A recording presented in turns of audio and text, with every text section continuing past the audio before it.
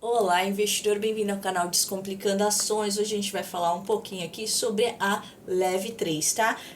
Tô trazendo esse vídeo porque um seguidor do canal pediu para eu trazer informações sobre a Leve aqui no canal e por isso o motivo desse vídeo, tá? Não tenho essa empresa em carteira, mas vou analisar alguns pontos que eu costumo olhar quando eu vou analisar uma empresa para colocar na minha carteira ou não, tá? Então, a Leve, ela é líder mundial em componentes para motores, foi fundada em 1920, então aqui um ponto legal que a gente vê que a empresa já tem mais de 100 anos de mercado, tá? Ela foi fundada aí na Alemanha pelos irmãos Hermann, para produção de pistão e liga leve, atuando hoje em fábricas localizadas na Europa, Estados Unidos, México, China, Índia, Japão, Argentina e Brasil. Possui 16 centros integrados de pesquisa ao redor do mundo, tá? Então, se a gente dá mais uma lida aqui em algumas informações que correm pela internet, a Leve é uma empresa do ramo automobilístico que atua na fabricação e comercialização de motores e filtros. Ela faz parte do setor de consumo cíclico e está envolvida no segmento de automóveis e motocicletas. Seu principal foco é a confecção e venda de peças automotivas, tá? Então, por essas coisas que eu li, a gente já consegue ver aí um pouquinho da onde a Leve ela se encaixa aí no setor, tá? Setor cíclico e setor automobilístico. E aí eu vou abrir aqui os pontos que eu analiso na hora de colocar uma empresa na minha carteira ou não. Lembrando, né, que a minha estratégia é uma estratégia previdenciária. Eu quero comprar ações aí para o longo prazo que paguem dividendos e obter uma renda passiva de no mínimo aí, né, 6%, que é o que o Décio Bazin ensina no seu livro, e o Bassi, o Grupo AGF já espalhou isso daí também. Lembrando, né, que 6% é o mínimo, mas se a gente conseguir receber mais 7, 8, 9, 10, 11, melhor, tá? Por isso que a gente analisa aqui e vê as melhores empresas para colocar na carteira. Então, o primeiro ponto, eu vou já ir aqui para baixo para a gente colocar aqui qual setor que a empresa está inserida, se são cíclicos ou não, tá? Então, setor cíclico, que a gente acabou de ver, e trabalha na produção de peças. Então, agora a gente já viu um ponto aqui que a gente tem que analisar. Agora a gente vai subir e do início aqui. Então, a gente tem que olhar aí, se a gente quer uma estratégia previdenciária, a gente tem que olhar se a empresa ela paga dividendos, tá? Então, a gente consegue descer a tela aqui e ver que sim, ela paga dividendos aí, tá?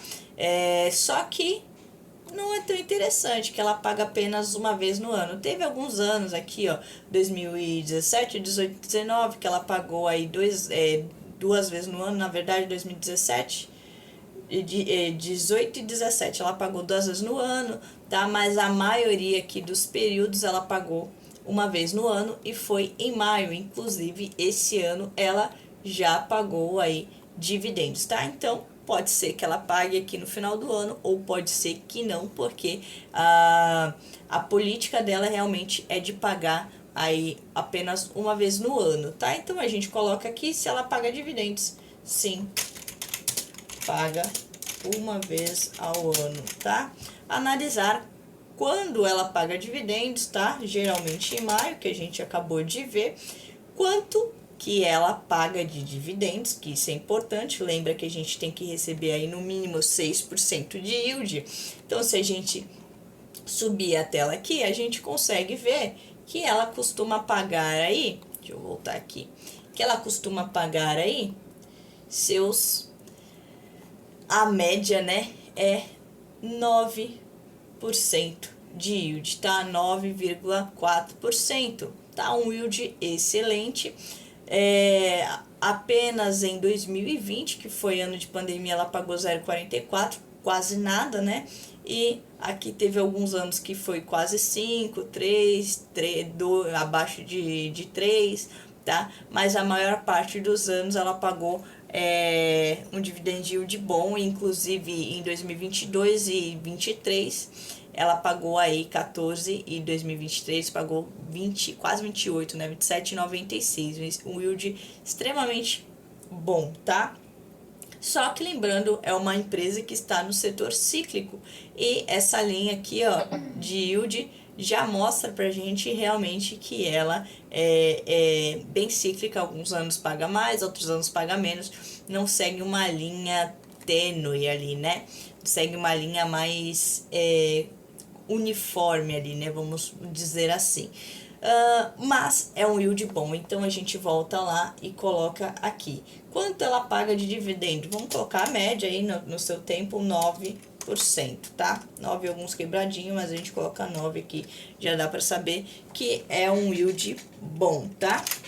9%. E aí, o PVP dela, a gente gosta aí, né, que seja um PVP aí abaixo de 1. Já expliquei isso aqui no canal, que PVP é preço, tá, sobre valor patrimonial, ou seja, o preço da cotação atual dividido pelo valor patrimonial. Então, se a gente for olhar o PVP dessa empresa, a gente consegue ver que o PVP dela atual está em 2,86, é acima de 1, tá? Mas quando a gente vê um PVP que está acima de 1, a gente tem que ir olhar o histórico. Então, se a gente olhar o histórico dela, o histórico é sempre acima de 1. A única vez que esteve próximo ali foi em 2011, depois tudo acima, inclusive aí no ano de pandemia ficou ali em 2, tá? Então, o PVP dela segue o fluxo dela mesma, tá? Então, um PVP bom. Então, se a gente olhar aqui,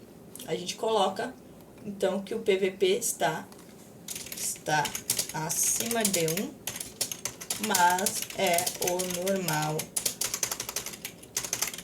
da empresa, ou seja, não vamos conseguir comprar nunca abaixo de 1, né? Não podemos dizer nunca, mas quase nunca aí. Preço teto dos últimos 5 anos, tá? Que eu vou colocar 6 porque eu vou olhar no grupo AGF e eles colocam aí baseado nos últimos 6 anos. Então, a empresa ela costuma pagar dividendos aí, como a gente viu, todos os anos, né?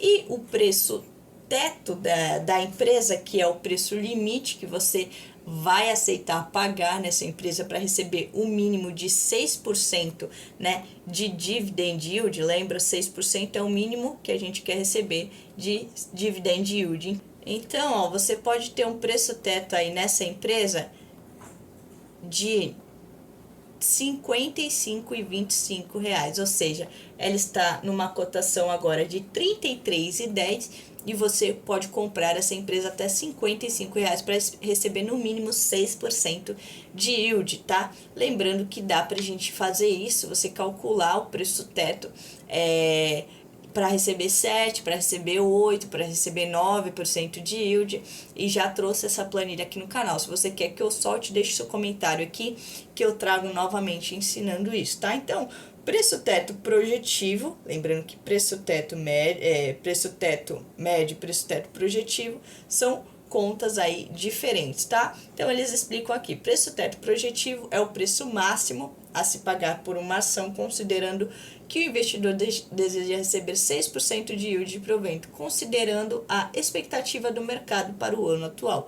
Então, esse valor aqui é esperando a expectativa aí do mercado, tá? Esse é baseado nos pagamentos dos últimos 6 anos, pagamentos de dividendos, e esse é a expectativa que o investidor espera da empresa daqui para frente, tá? E aí, então, a gente consegue colocar aqui na tabela preço teto dos últimos 6 anos, preço teto de 55, vou colocar aqui 55 reais. Preço teto projetivo de R$ 76. Vou colocar redondo aqui só pra gente conseguir olhar, mas se você quiser é só tirar um print aqui e anotar, tá? Lembrando que isso aqui eu não sou analista, né, certificada, e isso aqui sempre são avaliações e coisas, pontos que eu busco analisar quando eu vou investir numa empresa, tá? Como o seguidor aqui do canal pediu, tô trazendo essas informações, tá? Mais um ponto importante que a gente deve analisar é se o lucro cresceu. Então, se a gente volta lá no status invest, a gente desce aqui, a gente consegue ver a análise do lucro da empresa. Então, olha só, aqui a gente consegue ter uma base do lucro líquido realmente cresceu ao longo do tempo, tá? Olha só, 2015, 2017, aqui 2016 houve algum problema, 2017, 18 e foi crescendo o lucro, tá? Então, realmente cresce lucro. Então, a gente tá vendo aí que a empresa é uma empresa boa. Cresceu seu lucro ao longo dos anos. Analisar a política de dividendos no site de RI da empresa. Se a gente entrar aqui no site da própria empresa, a gente consegue ver que de acordo com o nosso estatuto social, aqui eles escrevem, né, aqui o site da Leve, eles pagam aí no mínimo 20% do lucro líquido ajustado, que deve ser destinado ao pagamento de dividendos aos nossos acionistas, tá? Então, aqui, eles escreveram aqui que o mínimo é 25%. Então, a gente coloca lá, paga 25% no mínimo, tá? E aí, lá no Status Invest, a gente consegue ver qual costuma ser o payout da empresa, tá? Então, deixa eu dar uma olhada aqui, que aqui a gente consegue ver payout. Muito bom o payout da empresa, tá? Olha só. Costumam pagar... No site, eles informam que o mínimo é 25%, mas a gente consegue ver que sempre eles pagam mais, ó, 98%. Aqui dobrou, não sei o que aconteceu. Esse ano de 2016 a gente tem que pesquisar e ver o que aconteceu, porque a gente viu que o lucro não foi anormal, o payout foi anormal, então a média deles aqui, ó, 97, 95, 99, 95. Então a média deles é uma média boa. 2022 caiu para 67, mas ainda assim foi um yield bom, tá? 2023, 106 de yield, e agora 2024 ainda não tá aqui, mas eles já pagaram aí dividendos, então isso aqui realmente só falta atualizar, tá? Então, olha só, eles pagam dividend yield, tá? O mínimo é 25%, mas costumam pagar acima de 95%, tá? Um yield costumam pagar um mínimo aí de 95%. Aí o ideal é você entrar aqui no relatório trimestral da empresa. Não vou entrar aqui, senão esse vídeo vai ficar extremamente longo, tá? E aí a gente vai ver aqui alguns indicadores interessantes aí: ROI, PL, dívida líquida sobre EBITDA.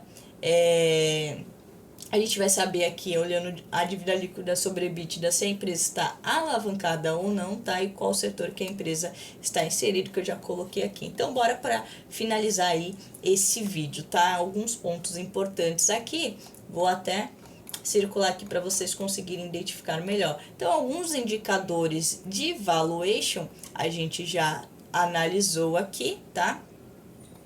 Que é o dividend yield extremamente bom, tá? De 24,14%, um PL de 5,8%. Já expliquei o que é PL aqui no canal.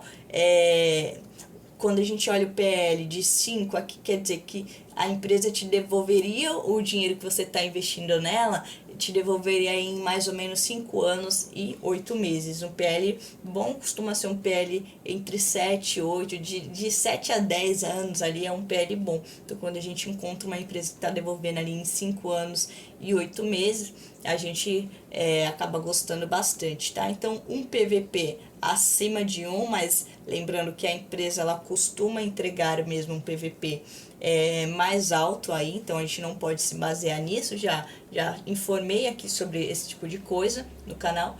Dívida líquida sobre EBITDA, tá? Menos 0,2, tá? Ou seja, não é uma empresa endividada, segundo aqui o balanço. Vamos dar uma olhada aqui no histórico dela, tá? Realmente o histórico, olha só, uma empresa bem administrada, tá? Quase nada aí, quase nada não, né? Na verdade, negativo de dívida. Então, uma empresa realmente boa, tá? Quando a gente olha aqui o ROI dela tá de 48,61%, Já falei aqui também no canal que o que a gente gosta é acima de 15 ou no mínimo, né, acima da Selic, receber um ROI acima aí da Selic, um ROI de quase metade aí, né, de 100%, é extremamente bom, tá? Então, se a gente olha aqui, a média também do ROI dela fica ali em 17,98%. Então, um ROI bom acima de 15, tá? A média. E aí, o PL já falei, então, basicamente, olha só, a gente já gabaritou aqui todos os pontos, tá? Então, o ROI dela de 48%, excelente. PL, tá? De 5,8, excelente também. Poucas empresas estão com ROI bom, um PL bom desse, tá? Dívida líquida sobre EBITDA, dívida negativa, ou seja, não está endividada. Saber se a empresa está alavancada, não está alavancada. Agora, a gente já olhou aqui o ponto final, olhar se a empresa está no momento cíclico. Agora que a gente vai ler essa publicação aqui nesse site, Você SA, tá? Que ele fala sobre a Leve, ela ter feito aí, tá? Então, ó, Mali Leve 3 capta dinheiro na bolsa para pagar dividendos.